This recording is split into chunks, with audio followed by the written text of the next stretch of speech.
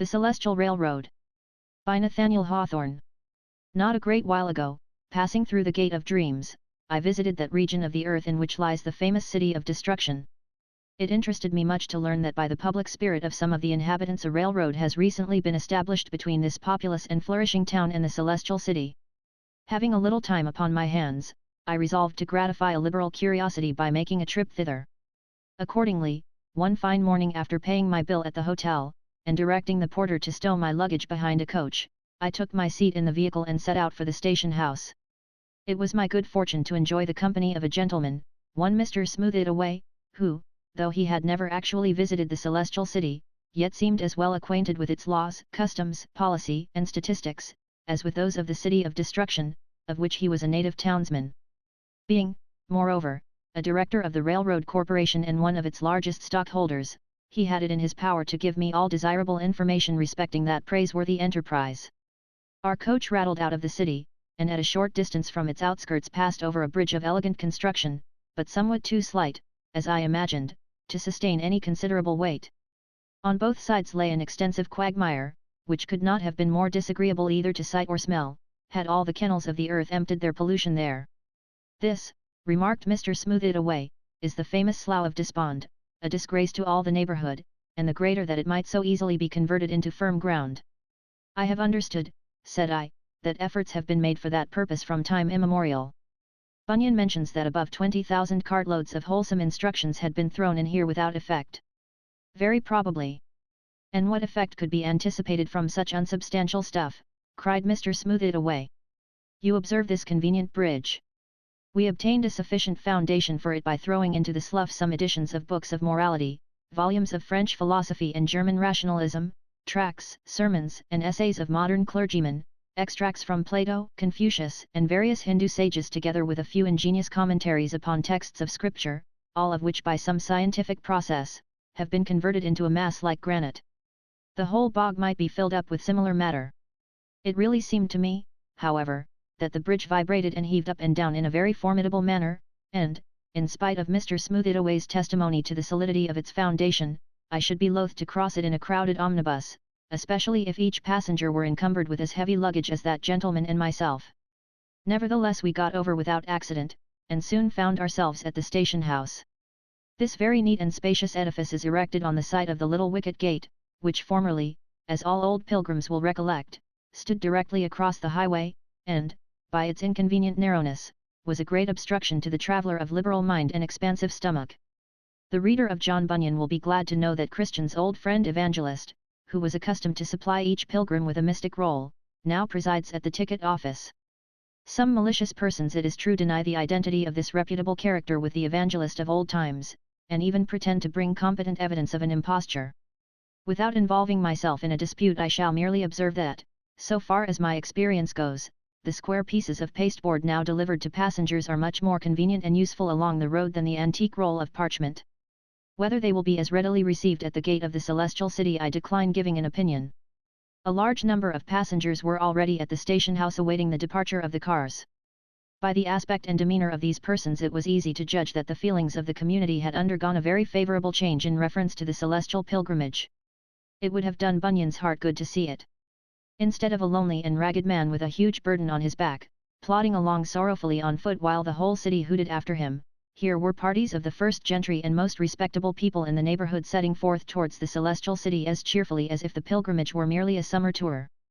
Among the gentlemen were characters of deserved eminence, magistrates, politicians, and men of wealth, by whose example religion could not but be greatly recommended to their meaner brethren. In the ladies' apartment, too, I rejoice to distinguish some of those flowers of fashionable society who are so well fitted to adorn the most elevated circles of the celestial city. There was much pleasant conversation about the news of the day, topics of business and politics, or the lighter matters of amusement, while religion, though indubitably the main thing at heart, was thrown tastefully into the background. Even an infidel would have heard little or nothing to shock his sensibility. One great convenience of the new method of going on pilgrimage I must not forget to mention. Our enormous burdens, instead of being carried on our shoulders as had been the custom of old, were all snugly deposited in the baggage car, and, as I was assured, would be delivered to their respective owners at the journey's end. Another thing, likewise, the benevolent reader will be delighted to understand. It may be remembered that there was an ancient feud between Prince Beelzebub and the keeper of the wicket gate, and that the adherents of the former distinguished personage were accustomed to shoot deadly arrows at honest pilgrims while knocking at the door. This dispute, much to the credit as well of the illustrious potentate above mentioned as of the worthy and enlightened directors of the railroad, has been pacifically arranged on the principle of mutual compromise. The prince's subjects are now pretty numerously employed about the station house, some in taking care of the baggage, others in collecting fuel, feeding the engines, and such congenial occupations, and I can conscientiously affirm that persons more attentive to their business, more willing to accommodate, or more generally agreeable to the passengers, are not to be found on any railroad. Every good heart must surely exult at so satisfactory an arrangement of an immemorial difficulty. "Where is Mr. Greatheart?" inquired I. "Beyond a doubt the directors have engaged that famous old champion to be chief conductor on the railroad." "Why, no," said Mr. Smooth-It-Away, with a dry cough. "He was offered the situation of brakeman, but, to tell you the truth, our friend Greatheart has grown preposterously stiff and narrow in his old age. He has so often guided pilgrims over the road on foot that he considers it a sin to travel in any other fashion. Besides, the old fellow had entered so heartily into the ancient feud with Prince Beelzebub that he would have been perpetually at blows or ill language with some of the prince's subjects, and thus have embroiled us anew. So, on the whole, we were not sorry when honest Greatheart went off to the celestial city in a huff and left us at liberty to choose a more suitable and accommodating man. Yonder comes the engineer of the train. You will probably recognize him at once." The engine at this moment took its station in advance of the cars, looking, I must confess, much more like a sort of mechanical demon that would hurry us to the infernal regions than a laudable contrivance for smoothing our way to the celestial city. On its top sat a personage almost enveloped in smoke and flame, which, not to startle the reader, appeared to gush from his own mouth and stomach as well as from the engine's brazen abdomen. "Do my eyes deceive me?" cried I. "What on earth is this? A living creature? If so, he is own brother to the engine he rides upon."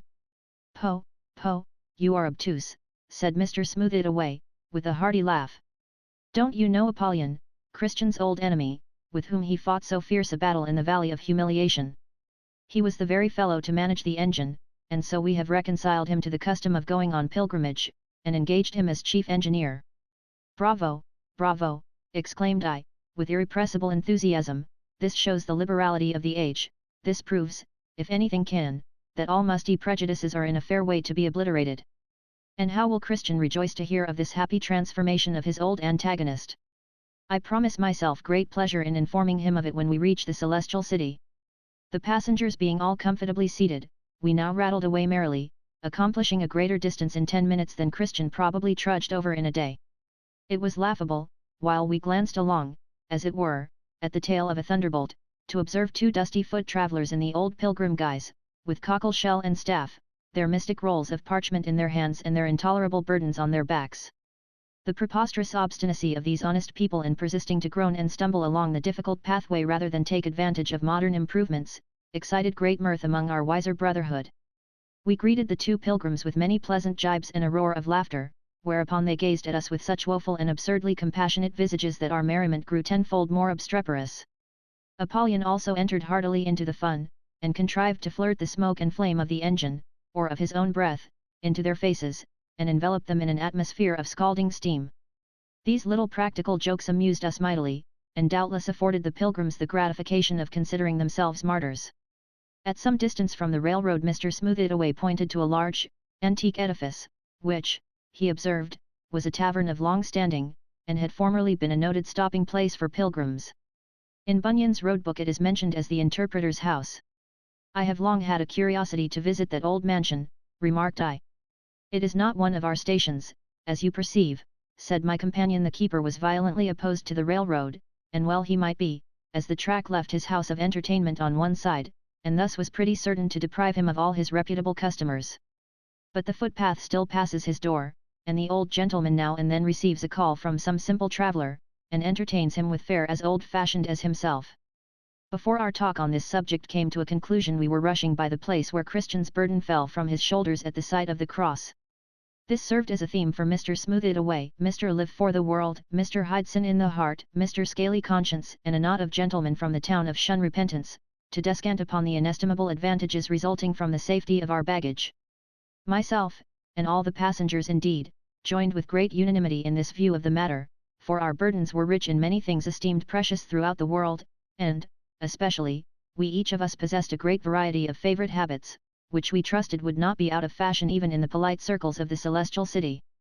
It would have been a sad spectacle to see such an assortment of valuable articles tumbling into the sepulchre. Thus pleasantly conversing on the favourable circumstances of our position as compared with those of past pilgrims and of narrow-minded ones at the present day, we soon found ourselves at the foot of the hill Difficulty. Through the very heart of this rocky mountain a tunnel has been constructed of most admirable architecture, with a lofty arch and a spacious double track, so that, unless the earth and rocks should chance to crumble down, it will remain an eternal monument of the builder's skill and enterprise. It is a great though incidental advantage that the materials from the heart of the hill Difficulty have been employed in filling up the valley of humiliation, thus obviating the necessity of descending into that disagreeable and unwholesome hollow. This is a wonderful improvement, indeed, said I. Yet I should have been glad of an opportunity to visit the Palace Beautiful and be introduced to the charming young ladies, Miss Prudence, Miss Piety, Miss Charity, and the rest, who have the kindness to entertain pilgrims there. Young ladies, cried Mr. Smooth-it-away, as soon as he could speak for laughing. And charming young ladies? Why, my dear fellow, they are old maids, every soul of them, prim, starched, dry, and angular, and not one of them, I will venture to say, has altered so much as the fashion of her gown since the days of Christian's pilgrimage. Ah, well, said I, much comforted, then I can very readily dispense with their acquaintance. The respectable Apollyon was now putting on the steam at a prodigious rate, anxious, perhaps, to get rid of the unpleasant reminiscences connected with the spot where he had so disastrously encountered Christian. Consulting Mr. Bunyan's road book, I perceived that we must now be within a few miles of the Valley of the Shadow of Death, into which doleful region, at our present speed, we should plunge much sooner than seemed at all desirable. In truth, I expected nothing better than to find myself in the ditch on one side or the quag on the other, but on communicating my apprehensions to Mr. Smooth-it-away, he assured me that the difficulties of this passage, even in its worst condition, had been vastly exaggerated, and that, in its present state of improvement, I might consider myself as safe as on any railroad in Christendom. Even while we were speaking the train shot into the entrance of this dreaded valley. Though I plead guilty to some foolish palpitations of the heart during our headlong rush over the causeway here constructed, yet it were unjust to withhold the highest encomiums on the boldness of its original conception and the ingenuity of those who executed it. It was gratifying, likewise, to observe how much care had been taken to dispel the everlasting gloom and supply the defect of cheerful sunshine, not a ray of which has ever penetrated among these awful shadows. For this purpose, the inflammable gas which exudes plentifully from the soil is collected by means of pipes, and thence communicated to a quadruple row of lamps along the whole extent of the passage. Thus a radiance has been created even out of the fiery and sulphurous curse that rests forever upon the valley, a radiance hurtful, however, to the eyes, and somewhat bewildering, as I discovered by the changes which it wrought in the visages of my companions. In this respect, as compared with natural daylight, there is the same difference as between truth and falsehood, but if the reader have ever travelled through the dark valley, he will have learned to be thankful for any light that he could get, if not from the sky above, then from the blasted soil beneath. Such was the red brilliancy of these lamps that they appeared to build walls of fire on both sides of the track, between which we held our course at lightning speed, while a reverberating thunder filled the valley with its echoes. Had the engine run off the track, a catastrophe, it is whispered, by no means unprecedented, the bottomless pit, if there be any such place, would undoubtedly have received us. Just as some dismal fooleries of this nature had made my heart quake, there came a tremendous shriek, careering along the valley as if 1,000 devils had burst their lungs to utter it, but which proved to be merely the whistle of the engine on arriving at a stopping place. The spot where we had now paused is the same that our friend Bunyan, a truthful man, but infected with many fantastic notions, has designated, in terms plainer than I like to repeat, as the mouth of the infernal region. This, however, must be a mistake, inasmuch as Mr. Smooth-it-away, while we remained in the smoky and lurid cavern, took occasion to prove that Tophet has not even a metaphorical existence. The place, he assured us, is no other than the crater of a half-extinct volcano, in which the directors had caused forges to be set up for the manufacture of railroad iron. Hence, also, is obtained a plentiful supply of fuel for the use of the engines. Whoever had gazed into the dismal obscurity of the broad cavern mouth, whence ever and anon darted huge tongues of dusky flame, and had seen the strange, half-shaped monsters, and visions of faces horribly grotesque, into which the smoke seemed to wreathe itself, and had heard the awful murmurs, and shrieks, and deep, shuddering whispers of the blast, sometimes forming themselves into words almost articulate, would have seized upon Mr. Smoothitaway's comfortable explanation as greedily as we did. The inhabitants of the cavern, moreover, were unlovely personages, dark, smoke-begrimed, generally deformed, with misshapen feet, and a glow of dusky redness in their eyes as if their hearts had caught fire and were blazing out of the upper windows. It struck me as a peculiarity that the labourers at the forge and those who brought fuel to the engine, when they began to draw short breath, positively emitted smoke from their mouth and nostrils. Among the idlers about the train, most of whom were puffing cigars which they had lighted at the flame of the crater, I was perplexed to notice several who, to my certain knowledge, had heretofore set forth by railroad for the celestial city. They looked dark, wild, and smoky, with a singular resemblance, indeed, to the native inhabitants, like whom, also, they had a disagreeable propensity to ill-natured jibes and sneers, the habit of which had wrought a settled contortion of their visages. Having been on speaking terms with one of these persons, an indolent, good-for-nothing fellow, who went by the name of Take It Easy, I called him, and inquired what was his business there. "Did you not start," said I, "for the celestial city?" "That's a fact," said Mr. Take It Easy, carelessly puffing some smoke into my eyes. "But I heard such bad accounts that I never took pains to climb the hill on which the city stands. No business doing, no fun going on, nothing to drink, and no smoking allowed, and a thrumming of church music from morning till night. I would not stay in such a place if they offered me house room and living free." "But, my good Mr. Take It Easy," cried I, "why take up your residence here, of all places in the world?" "Oh," said the loafer, with a grin, "it is very warm hereabouts, and I meet with plenty of old acquaintances, and altogether the place suits me. I hope to see you back again some day soon. A pleasant journey to you." While he was speaking the bell of the engine rang, and we dashed away after dropping a few passengers, but receiving no new ones. Rattling onward through the valley, we were dazzled with the fiercely gleaming gas lamps, as before. But sometimes, in the dark of intense brightness, grim faces, that bore the aspect and expression of individual sins, or evil passions, seemed to thrust themselves through the veil of light, glaring upon us, and stretching forth a great, dusky hand, as if to impede our progress. I almost thought that they were my own sins that appalled me there. These were freaks of imagination, nothing more, certainly mere delusions, which I ought to be heartily ashamed of, but all through the dark valley I was tormented, and pestered, and dolefully bewildered with the same kind of waking dreams. The mephitic gases of that region intoxicate the brain. As the light of natural day, however, began to struggle with the glow of the lanterns, these vain imaginations lost their vividness, and finally vanished from the first ray of sunshine that greeted our escape from the valley of the shadow of death. Ere we had gone a mile beyond it I could well nigh have taken my oath that this whole gloomy passage was a dream. At the end of the valley, as John Bunyan mentions, is a cavern, where, in his days, dwelt two cruel giants, Pope and Pagan, who had strewn the ground about their residence with the bones of slaughtered pilgrims. These vile old troglodytes are no longer there, but into their deserted cave another terrible giant has thrust himself, and makes it his business to seize upon honest travellers and fatten them for his table with plentiful meals of smoke, mist, moonshine, raw potatoes, and sawdust. He is a German by birth, and is called Giant Transcendentalist, but as to his form, his features, his substance, and his nature generally, it is the chief peculiarity of this huge miscreant that neither he for himself, nor anybody for him, has ever been able to describe them. As we rushed by the cavern's mouth we caught a hasty glimpse of him, looking somewhat like an ill-proportioned figure, but considerably more like a heap of fog and duskiness. He shouted after us, but in so strange a phraseology that we knew not what he meant, nor whether to be encouraged or affrighted. It was late in the day when the train thundered into the ancient city of Vanity, where Vanity Fair is still at the height of prosperity, and exhibits an epitome of whatever is brilliant, gay, and fascinating beneath the sun. As I purposed to make a considerable stay here, it gratified me to learn that there is no longer the want of harmony between the townspeople and pilgrims, which impelled the former to such lamentably mistaken measures as the persecution of Christian and the fiery martyrdom of faithful.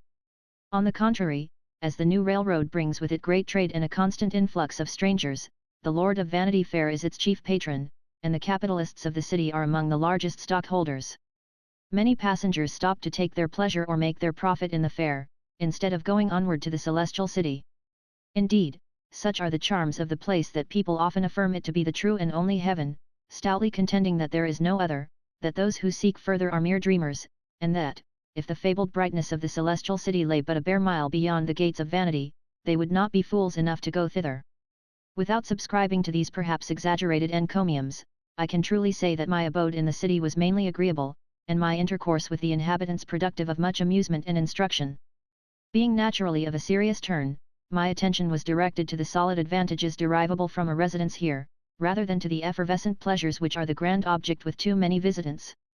The Christian reader, if he have had no accounts of the city later than Bunyan's time, will be surprised to hear that almost every street has its church, and that the reverend clergy are nowhere held in higher respect than at Vanity Fair.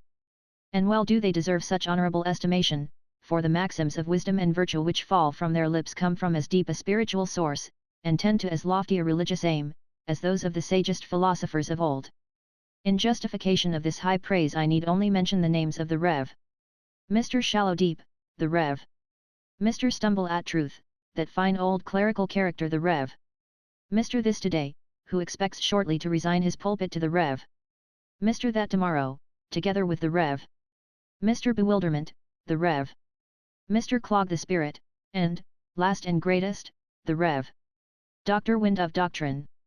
The labours of these eminent divines are aided by those of innumerable lecturers, who diffuse such a various profundity, in all subjects of human or celestial science, that any man may acquire an omnigenous erudition without the trouble of even learning to read. Thus literature is etherealized by assuming for its medium the human voice, and knowledge, depositing all its heavier particles, except, doubtless, its gold becomes exhaled into a sound, which forthwith steals into the ever-open ear of the community. These ingenious methods constitute a sort of machinery, by which thought and study are done to every person's hand without his putting himself to the slightest inconvenience in the matter. There is another species of machine for the wholesale manufacture of individual morality. This excellent result is effected by societies for all manner of virtuous purposes, with which a man has merely to connect himself, throwing, as it were, his quota of virtue into the common stock, and the president and directors will take care that the aggregate amount be well applied. All these, and other wonderful improvements in ethics, religion, and literature, being made plain to my comprehension by the ingenious Mr. Smooth-It-Away, inspired me with a vast admiration of Vanity Fair. It would fill a volume, in an age of pamphlets, were I to record all my observations in this great capital of human business and pleasure. There was an unlimited range of society, the powerful, the wise, the witty, and the famous in every walk of life, princes, presidents, poets, generals, artists, actors, and philanthropists, all making their own market at the fair, and deeming no price too exorbitant for such commodities as hit their fancy. It was well worth one's while, even if he had no idea of buying or selling, to loiter through the bazaars and observe the various sorts of traffic that were going forward. Some of the purchasers, I thought, made very foolish bargains. For instance, a young man having inherited a splendid fortune, laid out a considerable portion of it in the purchase of diseases, and finally spent all the rest for a heavy lot of repentance and a suit of rags.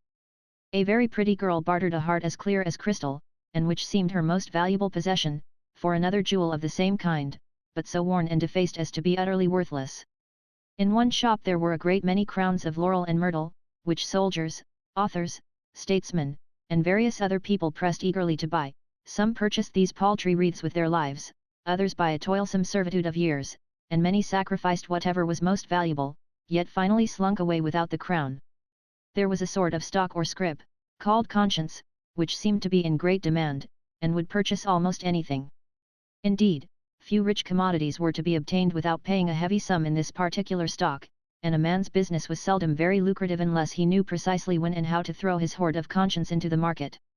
Yet as this stock was the only thing of permanent value, whoever parted with it was sure to find himself a loser in the long run. Several of the speculations were of a questionable character. Occasionally a member of Congress recruited his pocket by the sale of his constituents, and I was assured that public officers have often sold their country at very moderate prices. Thousands sold their happiness for a whim. Gilded chains were in great demand, and purchased with almost any sacrifice.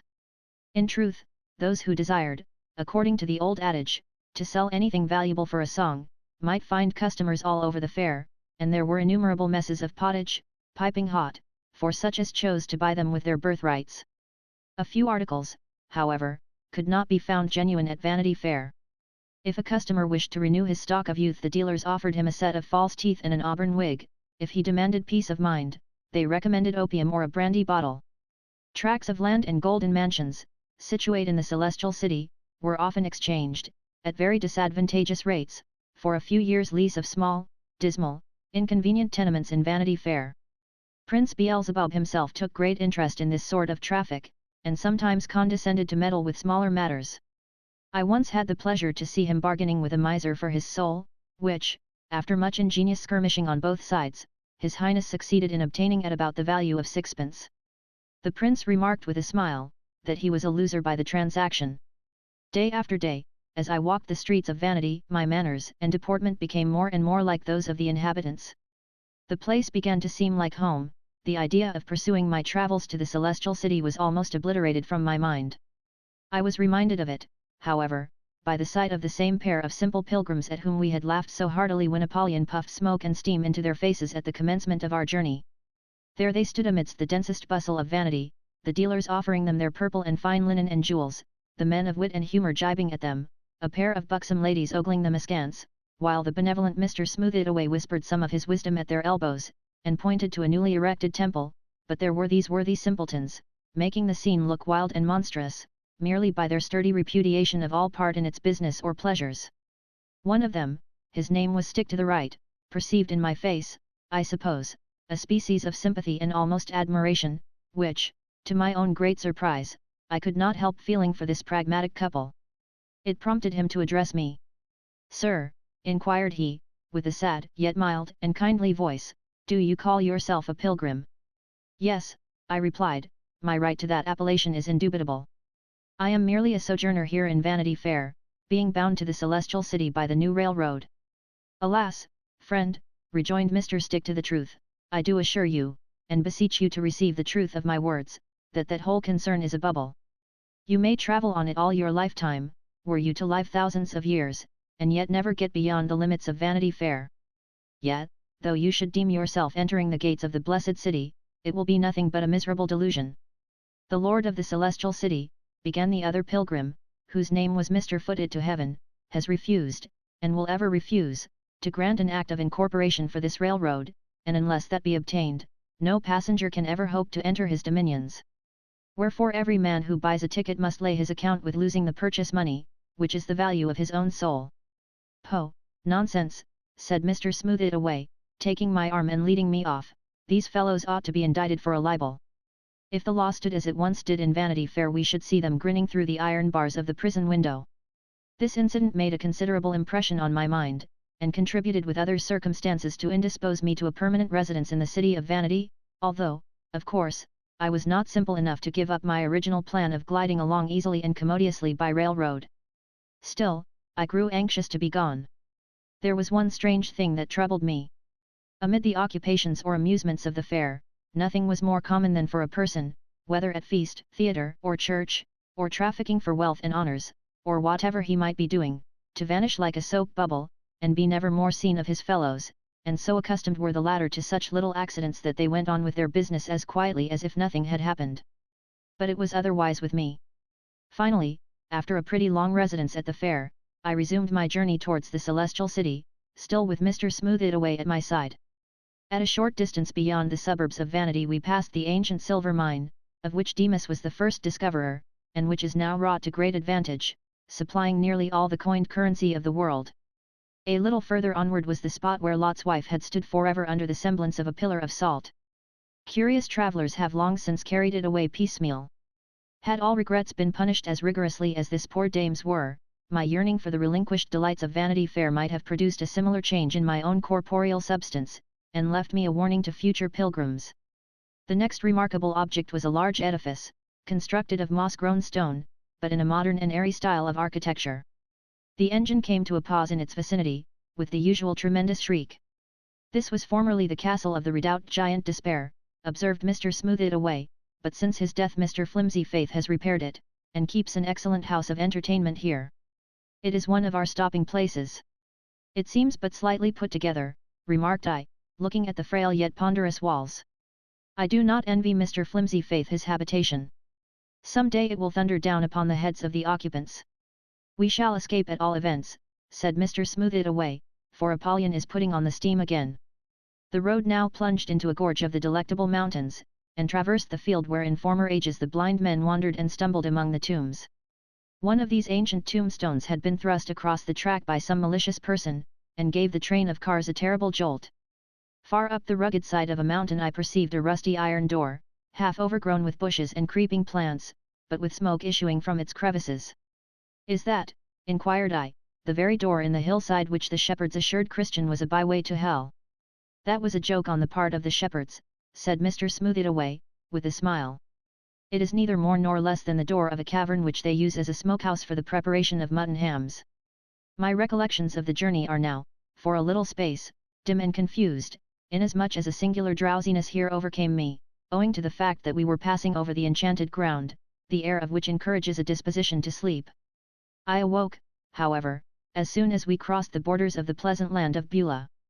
All the passengers were rubbing their eyes, comparing watches, and congratulating one another on the prospect of arriving so seasonably at the journey's end. The sweet breezes of this happy clime came refreshingly to our nostrils.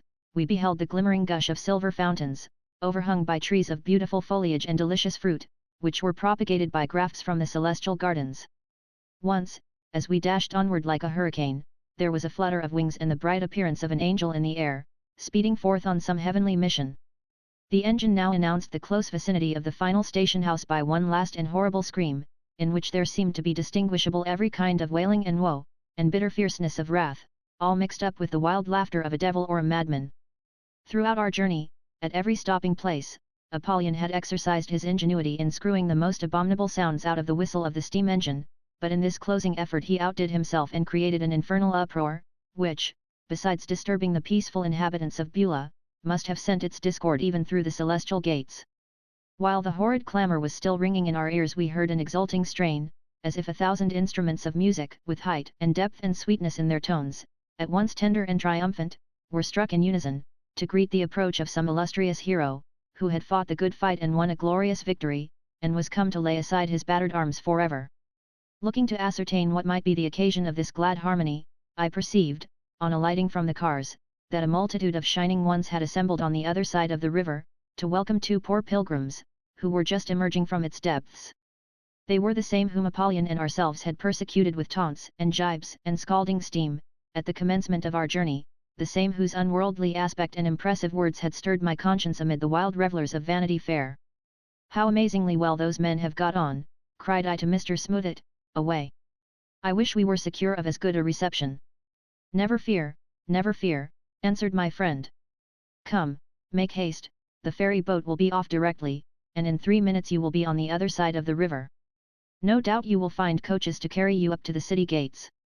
A steam ferry boat, the last improvement on this important route, lay at the river side, puffing, snorting, and emitting all those other disagreeable utterances which betoken the departure to be immediate. I hurried on board with the rest of the passengers, most of whom were in great perturbation, some bawling out for their baggage, some tearing their hair and exclaiming that the boat would explode or sink, some already pale with the heaving of the stream, some gazing affrighted at the ugly aspect of the steersman, and some still dizzy with the slumberous influences of the enchanted ground. Looking back to the shore, I was amazed to discern Mr. Smooth-it-away waving his hand in token of farewell. "Don't you go over to the celestial city?" exclaimed I. "Oh, no," answered he with a queer smile, and that same disagreeable contortion of visage which I had remarked in the inhabitants of the dark valley. "Oh, no. I have come thus far only for the sake of your pleasant company. Goodbye. We shall meet again." And then did my excellent friend Mr. Smooth-it-away laugh outright, in the midst of which cachinnation a smoke wreath issued from his mouth and nostrils, while a twinkle of lurid flame darted out of either eye, proving indubitably that his heart was all of a red blaze. The impudent fiend!